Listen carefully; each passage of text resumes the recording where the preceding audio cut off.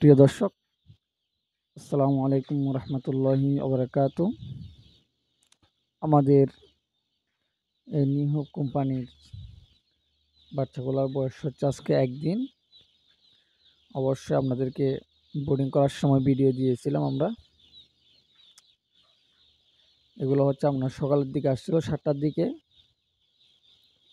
কারণ আমরা 2 হ্যাচারি থেকে অর্ডার করছিলাম বাচ্চা। একটা হচ্ছে কুমিল্লা হ্যাচারি আর একটা হচ্ছে নরসিংদী হ্যাচারি থেকে আসছে। আমরা 2 হ্যাচারি থেকে 2000 বাচ্চা কালেকশন করছি আলহামদুলিল্লাহ, আপনাদের দোয়ায়।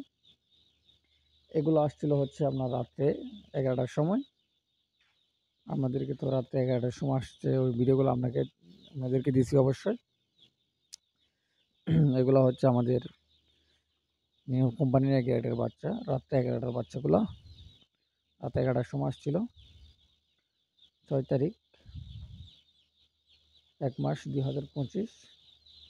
আর এগুলো আসছে হচ্ছে আজকে সকালে 7 তারিখ 1 মাস 2025।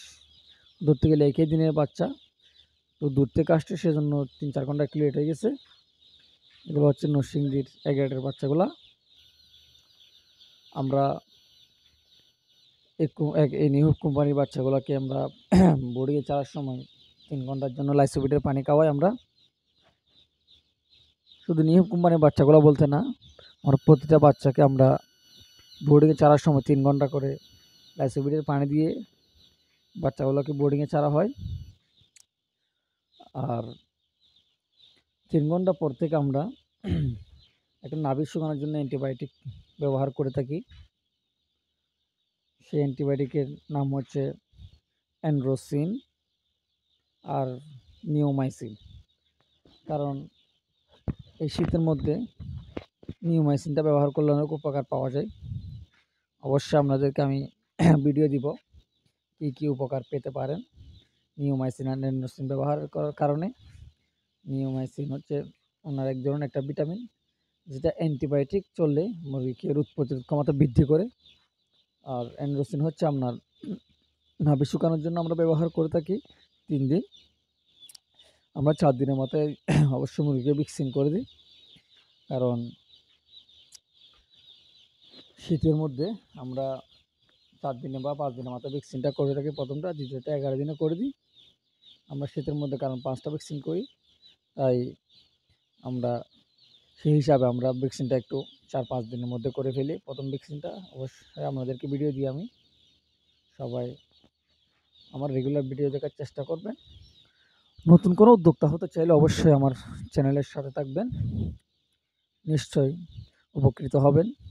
আমরা কিভাবে শীতের মধ্যে গরমের মধ্যে বাচ্চার পরিচর্যা করি, ব্রয়লার মুরগির পরিচর্যা করি, ওই বিষয়গুলো অবশ্যই আপনারা জানবেন ইনশাল্লাহ।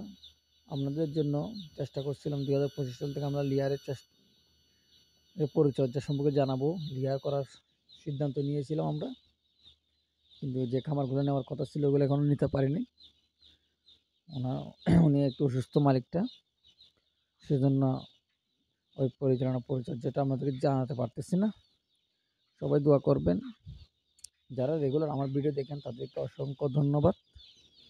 আমার চ্যানেলটি সাবস্ক্রাইব করে পাশে থাকার চেষ্টা করবেন, বেল আইকন অন করে দিবেন, যেন আমার ভিডিও ছাড়ার সাথে সাথে যেন আপনাদের কাছে নোটিফিকেশন চলে যায়, সাথে সাথে যেন আপনারা আমার ভিডিও দেখতে পারেন। আর লাইক ও শেয়ার দিয়ে আমাকে উৎসাহিত করবেন, যেন আপনাদেরকে রেগুলার আপডেট ভিডিও দিতে পারি। সবাই দোয়া করবেন আমার জন্য, এবং কি আমাদের খামারের মুরগিগুলোর জন্য সবাই দোয়া করবেন। আসসালামু আলাইকুম ওয়া রাহমাতুল্লাহি ওয়া বারাকাতুহু।